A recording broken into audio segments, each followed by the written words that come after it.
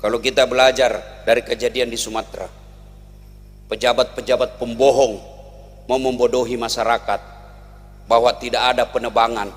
Allah tunjukkan melalui tentaranya namanya air. Dia keluarkan semua itu pohon-pohon dari dalam gunung yang sudah digondol. Berapa gelondongan kayu yang keluar, lengkap dengan nomor-nomornya. Tidak mungkin itu gara-gara cuaca, itu gara ulah tangan-tangan manusia. Maka Allah turunkan bencana. Allah itu bukan maha menyiksa, tapi Allah maha penyayang.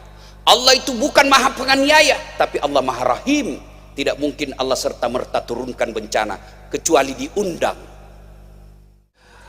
Assalamualaikum warahmatullahi wabarakatuh.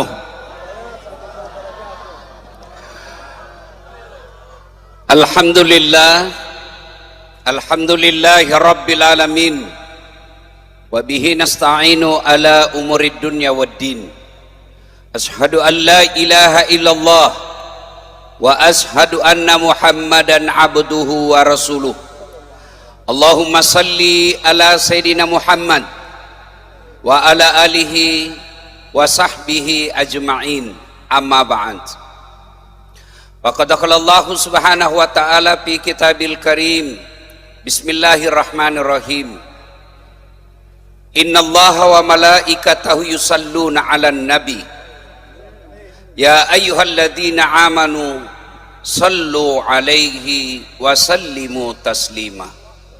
Sesungguhnya Allah dan para malaikatnya berselawat kepada Rasulullah Muhammad sallallahu alaihi wasallam. Maka wahai orang-orang yang beriman, berselawatlah kalian kepada Rasulullah dengan sebaik-baik selawat. Suatu kali Nabi bersama malaikat Jibril. Nabi tiba-tiba melihat ada malaikat lebih sejuta jari-jarinya. Nabi kagum dan bertanya kepada Jibril, wahai Jibril, malaikat apa itu? Banyak betul jari-jarinya.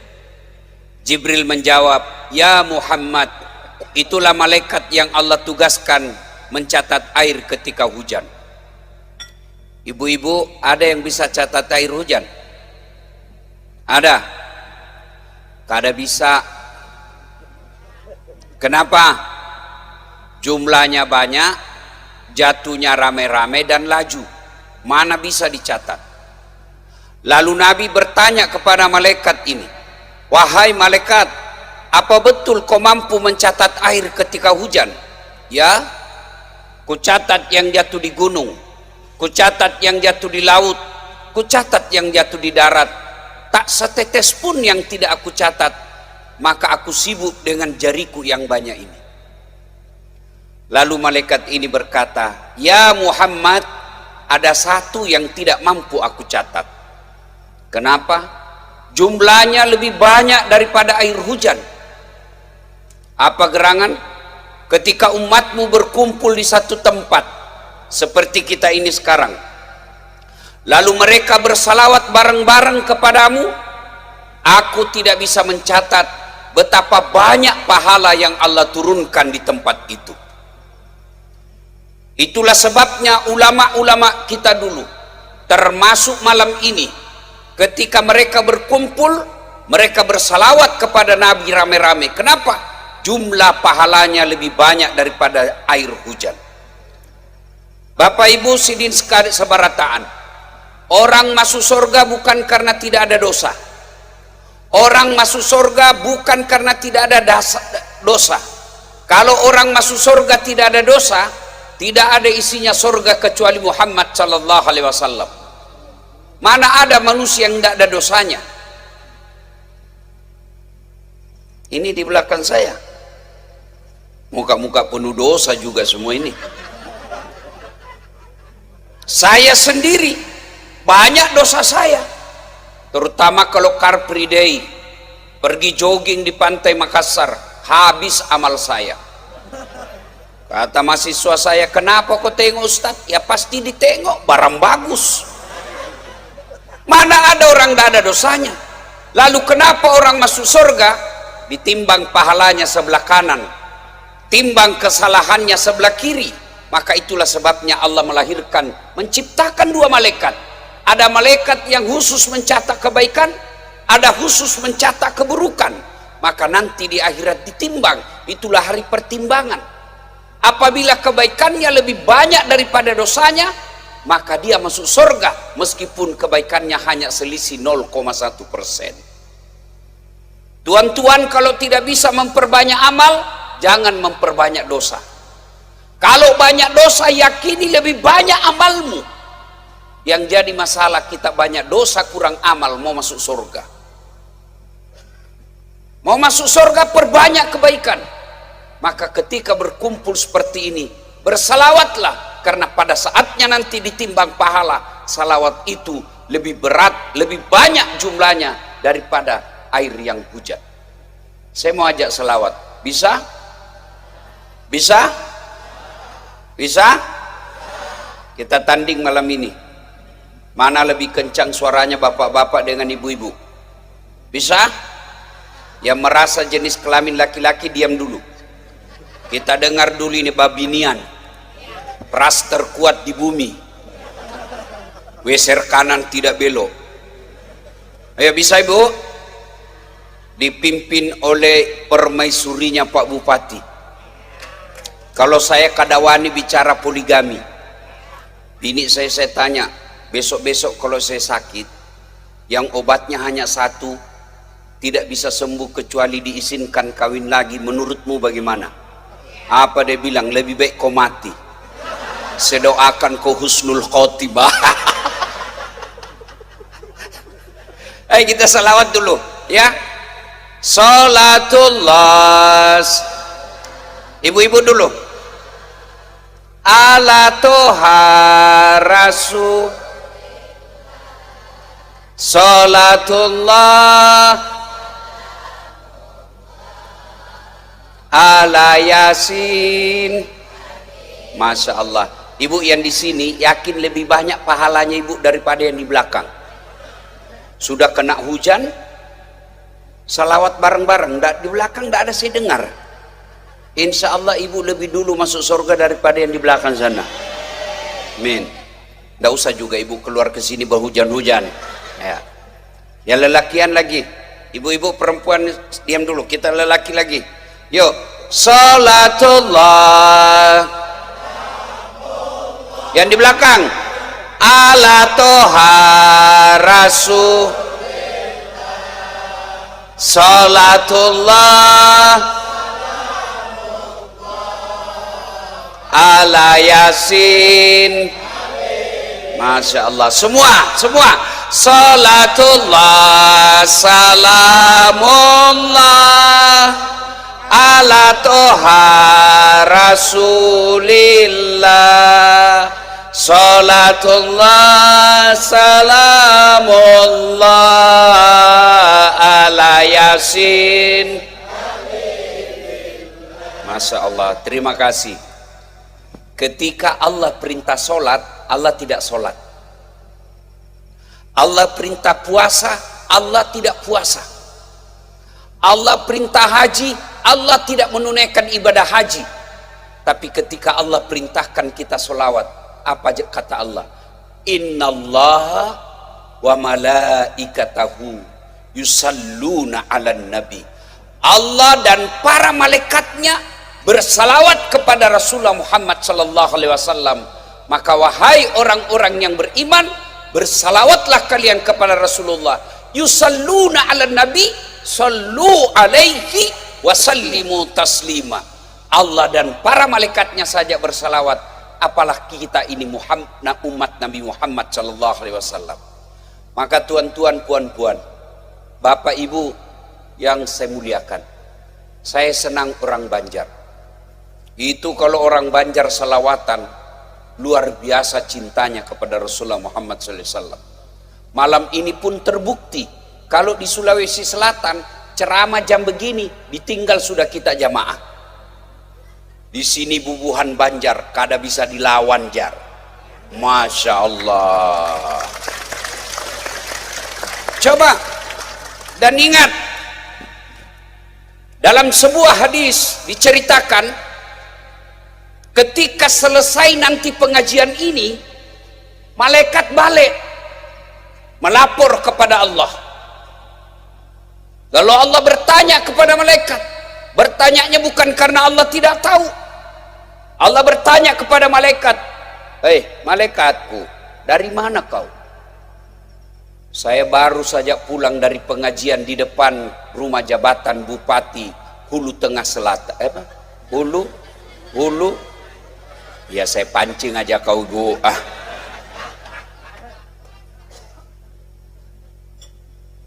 Apa yang mereka lakukan?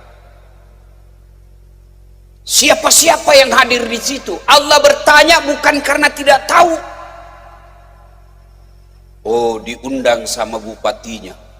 Masya Allah. Bupati punya adab. Tidak ada guna bupati kalau tidak punya adab. Tidak ada punya gunanya wakil bupati kalau tidak punya adab. Adab beliau tinggi. Kenapa? Dia ke sana. Itu menunjukkan adab mulia, tidak mau membelakangi ulama.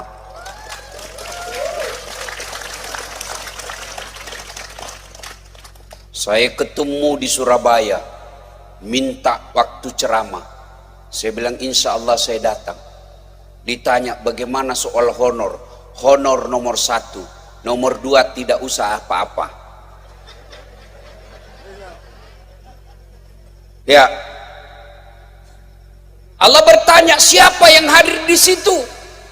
Ada Guru Udin, ceramahnya yang luar biasa. Sampai Dasat Latif terpingkal-pingkal. Saya sebenarnya tidak perlu lagi ceramah karena sudah dituntaskan oleh beliau. Lalu malaikat lagi berkata, ada Guru Mahmud yang mengaji dengan suara yang merdu dan mempesona. Ada para harabaib, ada para alim ulama, ada Dasat Latif, ada ibu-ibu yang kehujanan. Dijelaskan semuanya.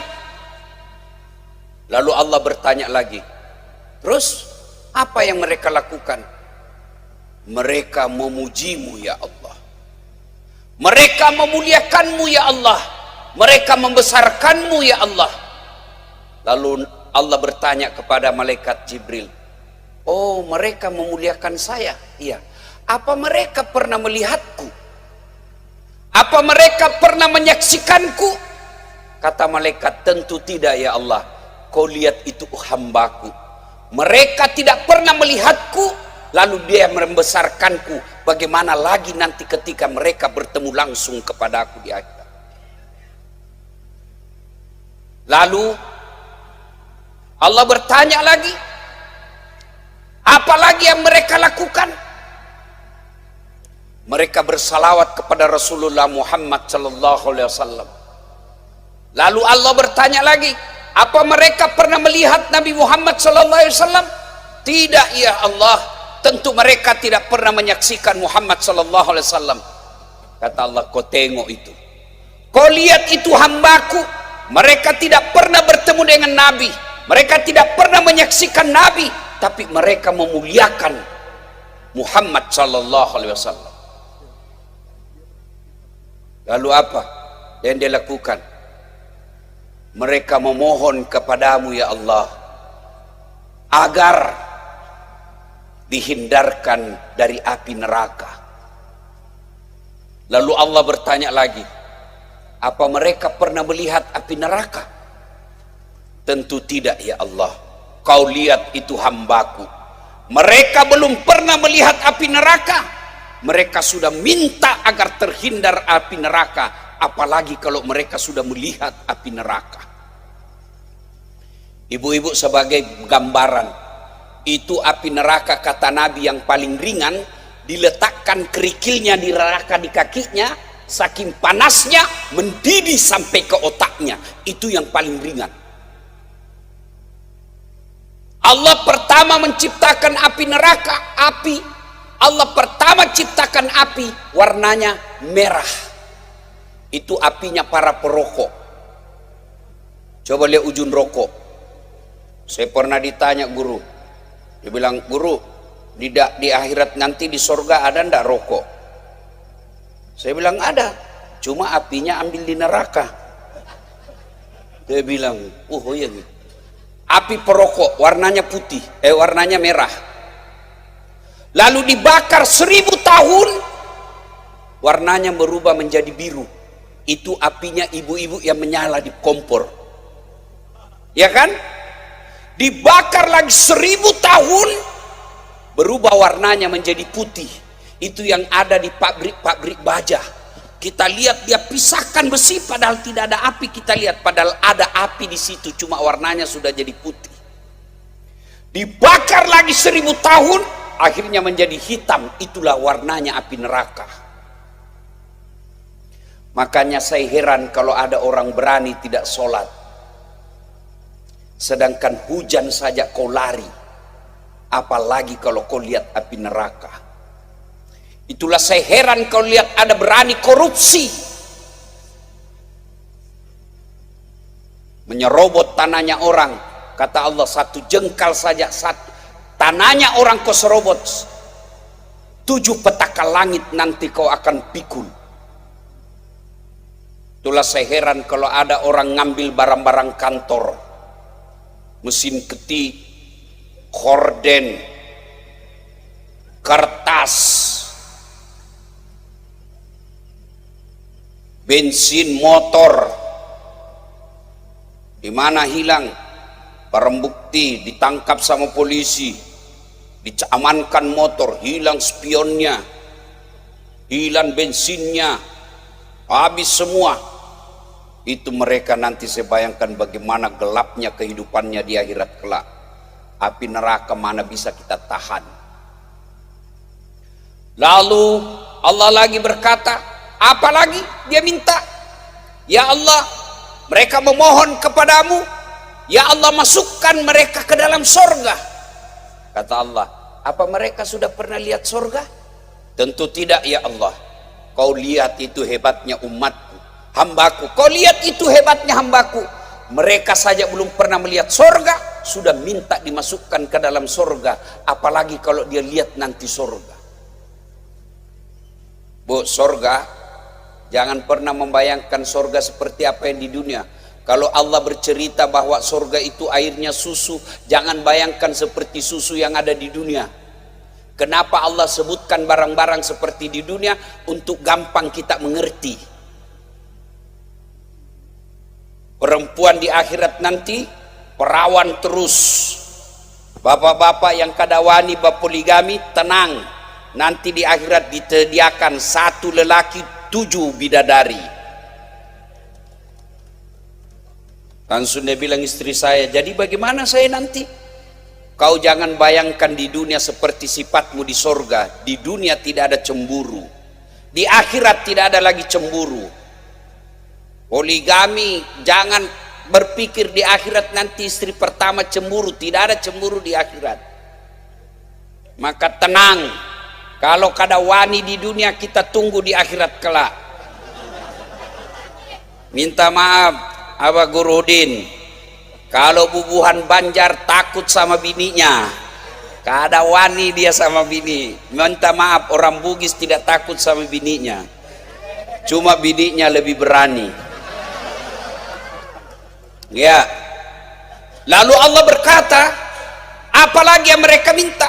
Mereka minta dimasukkan ke dalam sorga. Allah sampaikan, wahai malaikat, kau catat semua yang hadir. Tidaklah mereka tinggalkan tempat duduknya setelah aku ampuni dosa-dosanya. Insya Allah kita balik nih sudah diampuni dosa. Tapi sedulur-sedulur, dosa yang mana diampuni Allah? Dosa kepada Allah. Sementara dosa kepada bupati, dosa kepada bini, dosa kepada jiran tetangga, dosa kepada teman kerja belum diampuni sebelum minta maaf sama yang bersangkutan. Nah, saya dengar pidatonya Pak Bupati tadi. Rasa-rasanya pidato tadi pidato curhat. Marilah kita bersaudara, jangan saling menyakiti.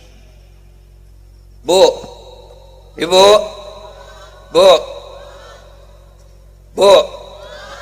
Nabi pernah tanya, atadruna manil muflis? Tahu ndak kamu yang bangkrut di akhirat kelak? Yang tidak sholat ya Rasul, dia sholat.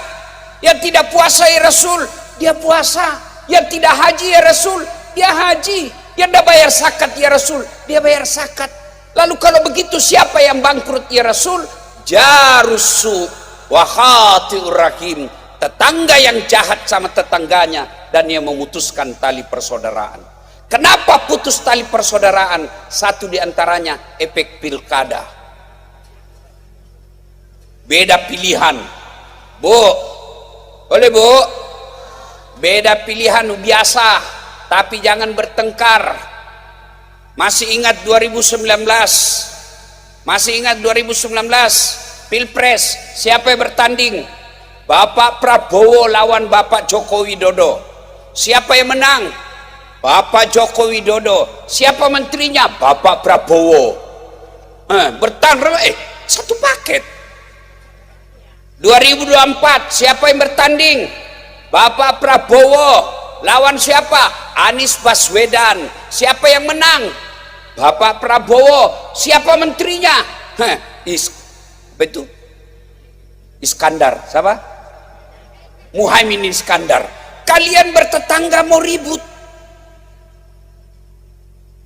Pilkada biasa. Jangan gara-gara pilkada kita bertengkar saling menyerang. Kata Pak Bupati tadi, curhatnya itu kasihan. Mana bisa membangun kalau kamu sering menyerang? Saudara-saudara sekalian, biar kau rajin puasa Senin Kamis, kau sering bertahajud tiap malam, kau tadarus tiap hari, tapi kalau tidak ada orang yang senang kamu, demi Allah kamu orang bangkrut. Ya Allah, ini puasaku. Datang taman kantornya, tunggu dulu, saya difitnah dulu itu pilcaleg. Gara-gara fitnahnya saya kalah. Ambil sholatnya. Ya Allah, ini puasaku. Tunggu dulu, saya pernah tetangga itu, saya difitnah katanya anakku yang keriting rambutnya bukan anaknya suamiku, karena suamiku lurus rambutnya. Ambil puasanya. Ya Allah, ini hajiku. Datang lagi tetangganya, tunggu dulu, saya pernah bertetangga situ. Dia serobot tanahku setengah meter. Gara-gara tanahku diambil, hilang got saya. Setiap musim hujan banjir rumah saya. Itu kelakuannya dia. Allah katakan, ambil hajinya, habis amalnya, puasanya habis, sholatnya habis, hajinya habis, zakatnya habis. Masih ada yang datang. Saya juga pernah difitnah di medsos. Dia bully saya di medsos. Saya malu, satu kampung menghina saya. Saya tinggalkan kampung halamanku gara-gara kelakuannya. Lalu dia berkata, ya Allah, bagaimana lagi, sudah habis amalku ini. Allah katakan, tidak ada kebatilan yang tidak ada balasannya. Ambil dosanya orang yang pernah kau sakiti. Maka sedulur-sedulur pian sabarataan, apa kata Nabi? Khairun nas anfa'uhum linnas. Sebaik-baik manusia di antara kalian yang paling banyak manfaatnya buat orang lain. Kalau kamu tidak bisa sedekah dengan duit, sedekahlah dengan akhlak baik. Kalau kamu tidak bisa sedekah orang, jangan kau sakiti hatinya. Kalau kau tidak setuju dengan pemimpinmu, bukan dengan mempermalukannya, tapi kau datang baik-baik. Coba lihat kita bernegara, itu diajarkan dalam salat jamaah. Ada imam, bupati, ada anggota DPR, muballagah. Ketika imam di belakang imam sebelah kanan, ada yang berteriak. Ketika imam kata Allahu Akbar, ada kan di belakang Allahu Akbar? Ada kan ibu? Siapa ini? Namanya muballagah. Berasal dari kata muballik. Apa itu muballik? Menyampaikan. Siapa dalam negara? Anggota DPR. Ngomong anggota DPR, bupatimu salah, ngomong tegur. MBG disalahgunakan, ngomong anggota DPR. Jangan kau diam, karena kalau kau diam, anak STM datang ke jalan bawa bambu. Ngomong anggota DPR. Cuma anggota DPR banyak yang tidak tahu ngomong. Kenapa dia anggota DPR? Hanya karena wane piro. Kau semua pelakunya. Orang cerdas, orang baik agamanya, bagus akhlaknya, tidak terpilih. Kenapa? Karena dia mau nyogok. Yang kamu pilih 300.000.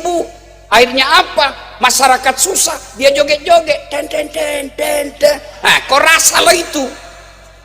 maka mubalagh ngomong.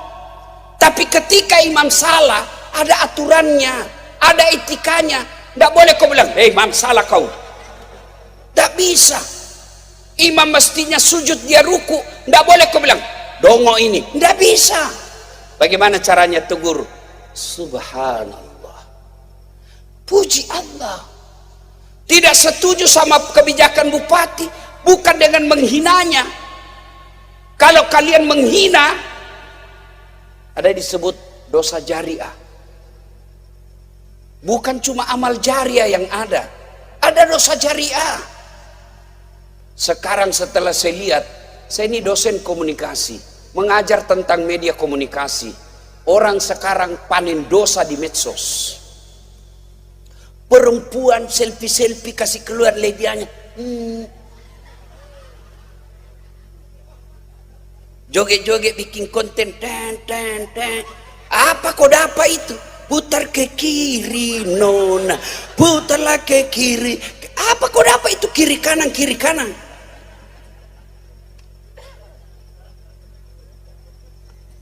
Ada laki-laki jogetnya sudah calabai.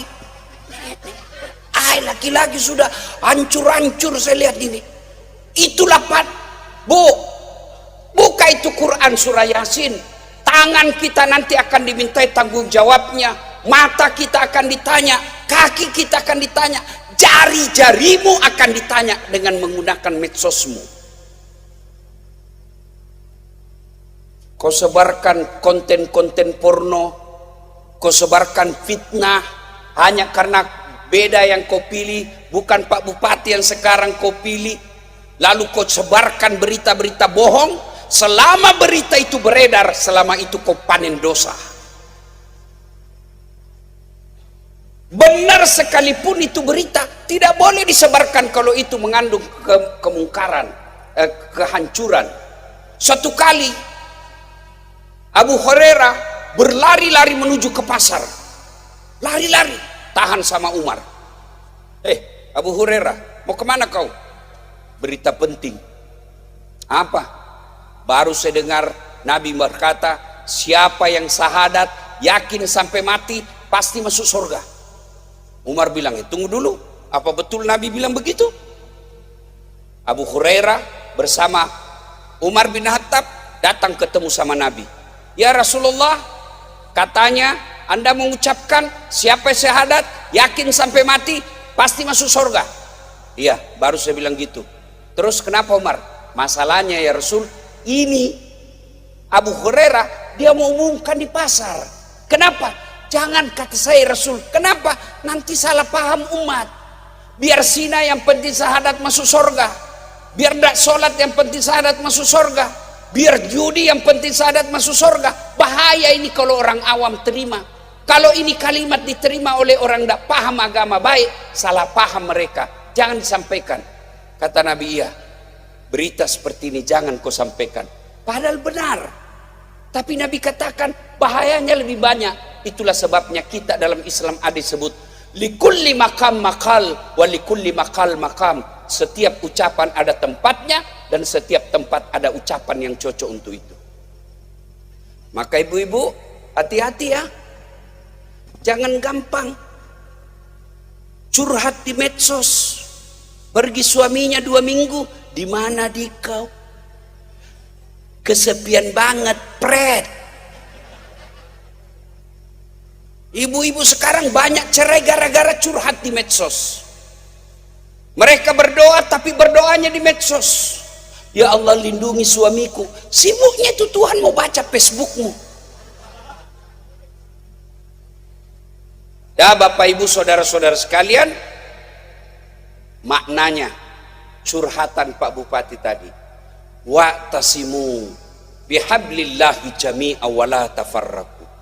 Berpegang teguhlah engkau kepada tali persaudaraan agama Allah dan janganlah engkau bercerai-berai. Kepada para alim ulama, dakwalah seperti Guru Udin kita tadi. Masya Allah, saya terpesona. Saya bilang beginilah Rasulullah, sehingga gampang orang terpesona dengan Islam. Ada juga penceramah neraka saja terus dicerita. Dari pertama sampai terakhir neraka saja terus. Kayak dia saja panitia hari kiamat. Hei, kok dibanting, dilipat, ditusuk, dipak. Dia bilang, anak muda ndak usah kopi masjid, bikin takut-takut itu Ustaz. Ada juga yang begitu. Itu Islam. Bapak ibu saudara-saudara sekalian, gunakan media sosial kita, jangan memecah belah. Nabi katakan, innamal mu'minuna ikhwah. Umatku itu seperti badan ini. Coba lihat badan kita Pak. Tangan kanan gatal tanpa disuruh kiri yang garuk.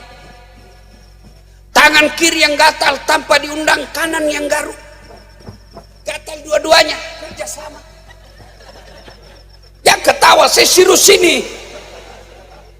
Ayo.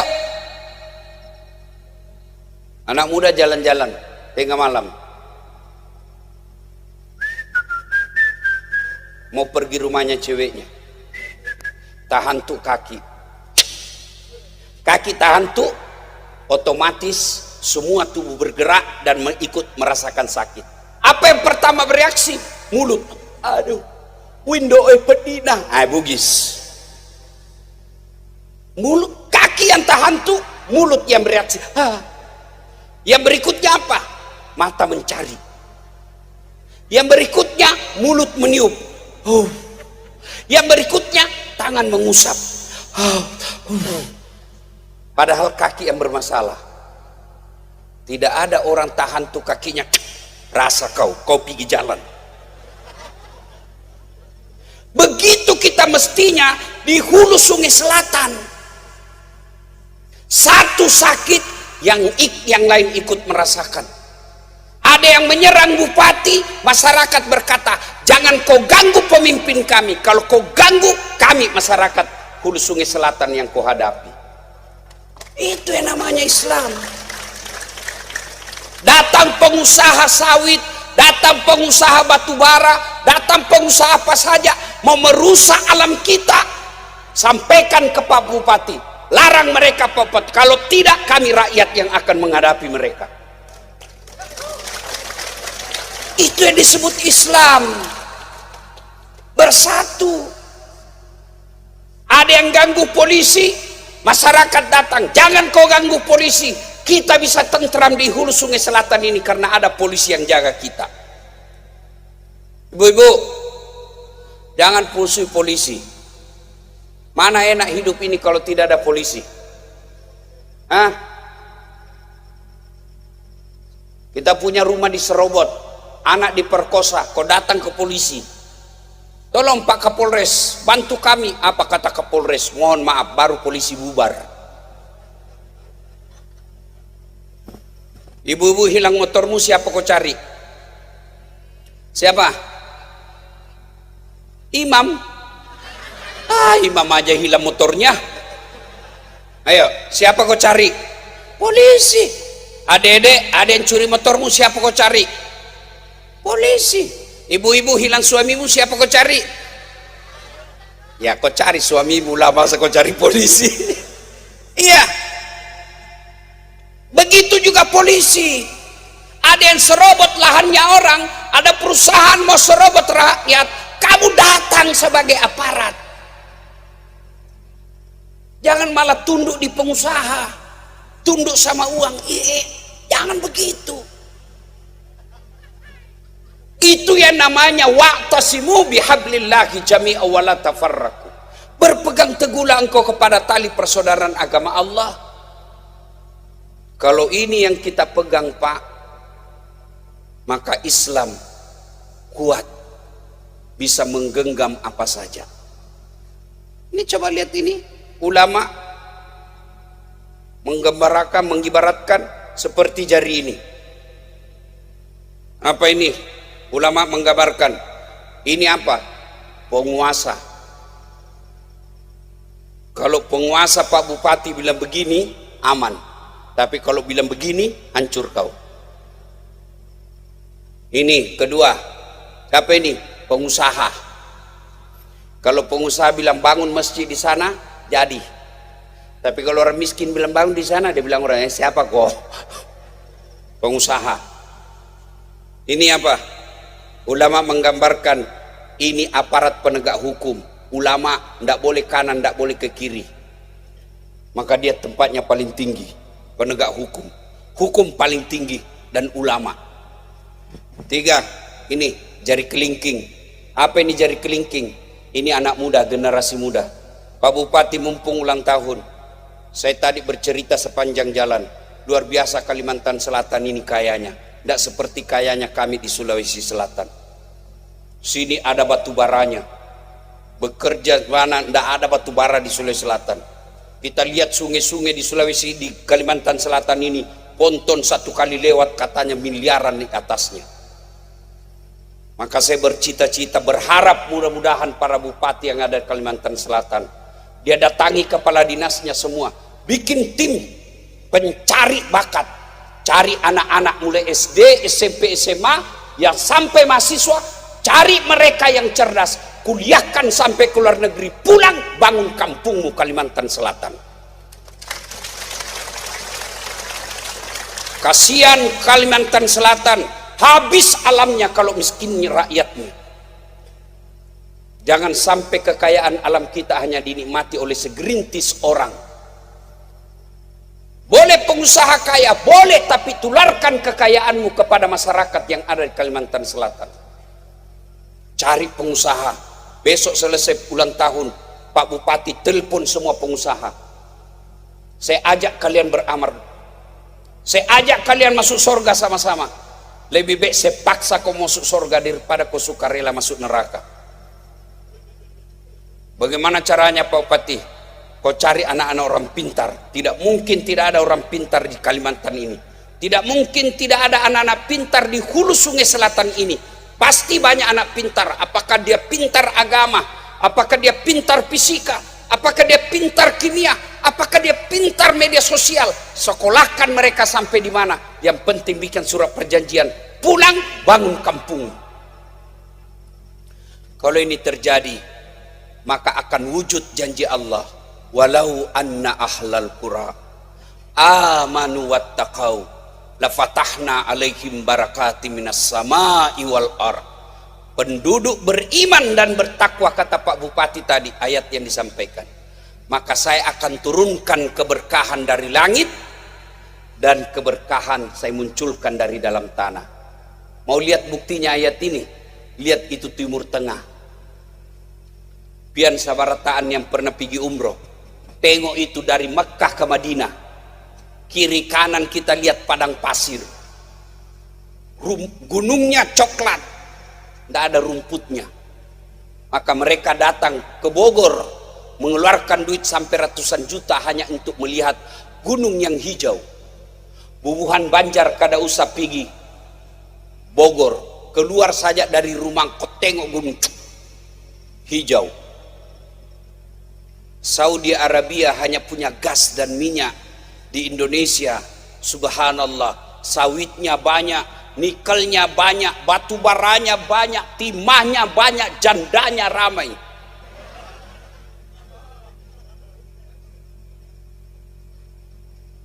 Tapi sampai dekat ini tidak ada orang Saudi Arabia datang ke Banjarmasin menjadi tenaga kerja. Kenapa? Penduduknya mereka beriman dan bertakwa kepada Allah. Kalau ada mencuri, dipotong tangannya. Di Indonesia ada mencuri, dipotong masa tahanannya.